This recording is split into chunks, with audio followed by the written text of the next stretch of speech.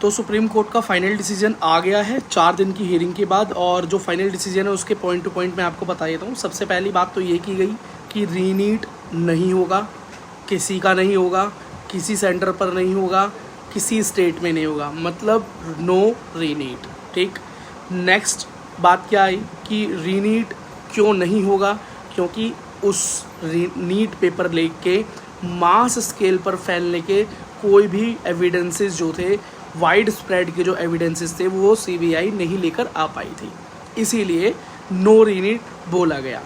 और कोर्ट ने भी बोला कि 2 मिलियन से भी ज़्यादा स्टूडेंट्स की लाइफ का सवाल है, तो दोबारा से रीनीट कराना बहुत सारे अदर कॉन्सिक्वेंसेस की तरफ लेकर जाएगा।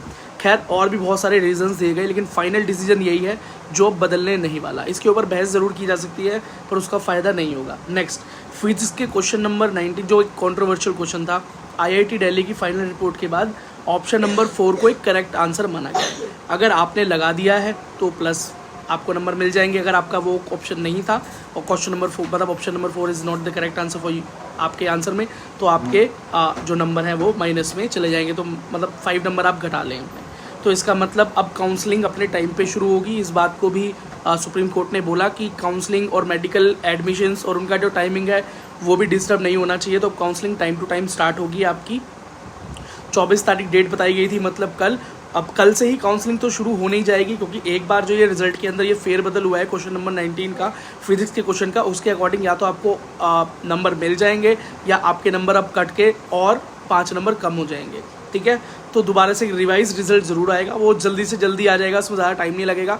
पीडब्ल्यूडी वाले बच्चे ध्यान रखें कि आपका कभी भी अब नोटिफिकेशन कभी भी आ सकता है, कभी भी। एमसीसी की वेबसाइट पर बिल्कुल अपडेट रहें, सुबह शाम एक बार। बाकी मैं तो यहाँ पर हुई आपको बताने के लिए, कभी भी आपका नोटिफिकेशन आ सकता है, क्योंकि काउंसलिंग से 10 दिन पहले ही आपको टाइम मिलेगा, 10 दिन बाद आपकी काउंसलिंग शुरू हो जाएगी। तो अब नेक्स्ट सिर्फ काउंसलिंग ही बची है। 10 दिन अगर मिलेंगे, अगर कल से अगर बात की जाए तो अब 15 दिन या 2 हफ्ते ज़्यादा से ज़्यादा मानकर चलिए और तैयार हो जाइए बेटा आप काउंसलिंग के लिए। अगर आपके नंबर कम है और आपको लगता है कि मैं दोबारा से नीट का रिजल्ट एग्ज़ाम देने के बाद अच्छे मार्क्स ला सकता हूँ, तो पढ़ाई में लग जाइए, 2025 की तैयारी कीजिए। अगर आपको लगता है नहीं नीट एग्ज़ाम मेरे लिए नहीं है, मुझसे नहीं हो पाएगा, तो अब अदर करियर ऑप्शंस की तरफ मूव हो जाइए। ठीक है, मेहनत तभी करना जब आपको लगता है कि आपको पता है कि भाई मेरी ये सब कमियां थी, इस वजह से मेरे नंबर कम हो गए, इस बार मेहनत करूंगा तो नंबर कम नहीं होंगे, मैं पक्का पार हो जाऊंगा, एक गवर्नमेंट सीट मुझे मिल ही जाएगी। ये मेरा आप लोगों को एक सजेशन है। और बेटा देखो, इस बात को लेके मैं बहुत लोग बच्चों से मतलब गालियाँ भी कमेंट सेक्शन में आई हैं, बच्चों ने बहुत बुरा भला भी कहा है, एजेंट बोला है, पता नहीं क्या क्या बच्चे बोलते थे जब मैं बोलता था कि जो चीज़ें हैं वो बिल्कुल रीनीट की तरफ जा ही नहीं रही हैं। क्यों?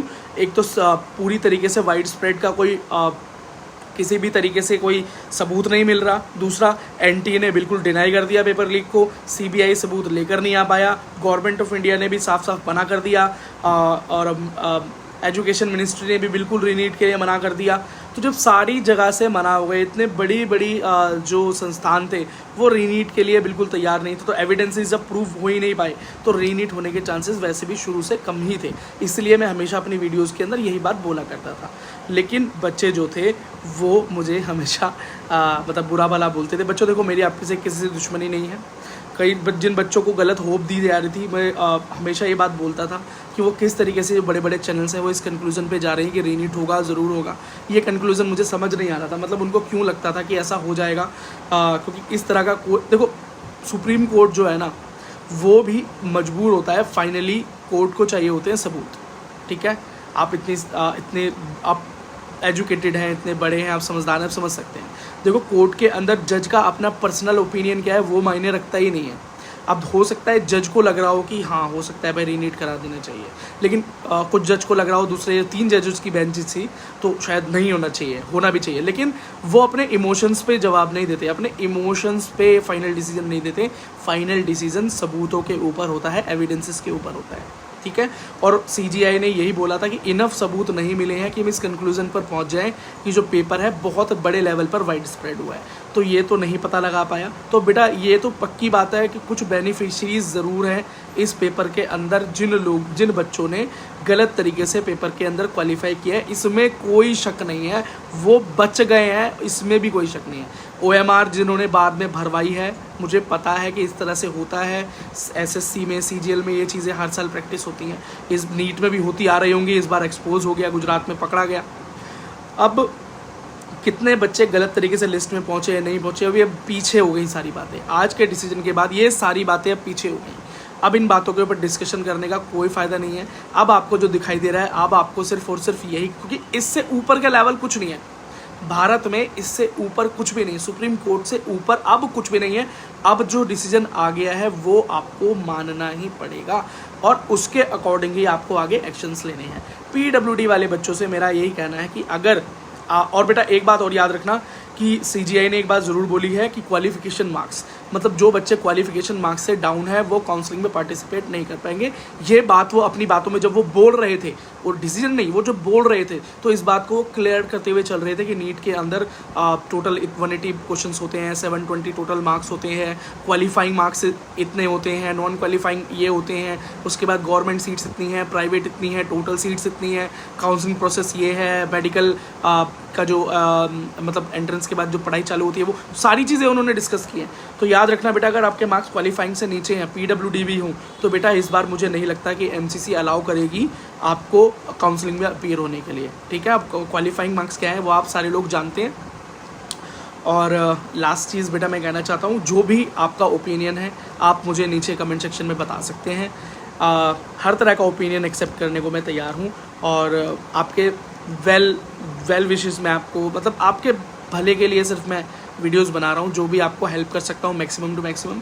मेरा पर्सनल ओपिनियन यहाँ पे भी कोई मायने नहीं रखता, ठीक है, क्योंकि जो बच्चे रीनीट चाहते थे उनके लिए ये शॉकिंग है, और जो बच्चे रीनीट नहीं चाहते थे उनके लिए ये ठीक मोमेंट है। हो सकता है कुछ गलत लोगों की भी इसके अंदर जीत हो गई हो, ये गलत है। अब इसको पॉइंट आउट CGI नहीं कर पाई, या मतलब सुप्रीम कोर्ट नहीं कर पाई, क्योंकि सुप्रीम कोर्ट का काम ऑर्डर देना है, एविडेंसेस निकालने का काम दूसरी एजेंसीज का है। ठीक है, चलो वीडियो को नहीं लंबा करते हुए वीडियो को यहीं एंड करते हैं। आप वीडियो को लाइक करें अगर आपको पसंद आई हो इन्फॉर्मेशन तो, और सब्सक्राइब कर लें चैनल को, क्योंकि मैं आपकी हेल्प अब काउंसलिंग और एडमिशन प्रोसेस तक करने वाला हूँ। ठीक है, तो कट ऑफ्स आपके पास लगातार अब आती रहेंगी, कट ऑफ्स आएंगी, प्रोसीजर और जो भी नोटिफिकेशन अदर स्टेट्स में आएंगे उनकी इन्फॉर्मेशन, कॉलेज की इन्फॉर्मेशन मैं लगातार देता रहूँगा। ठीक है, तो बहुत इंपॉर्टेंट इन्फॉर्मेशन आपको मिलने वाली है चैनल पे। चैनल को छोड़ के जाने की गलती ना करें। ठीक है, मिलते हैं अगले वीडियो में।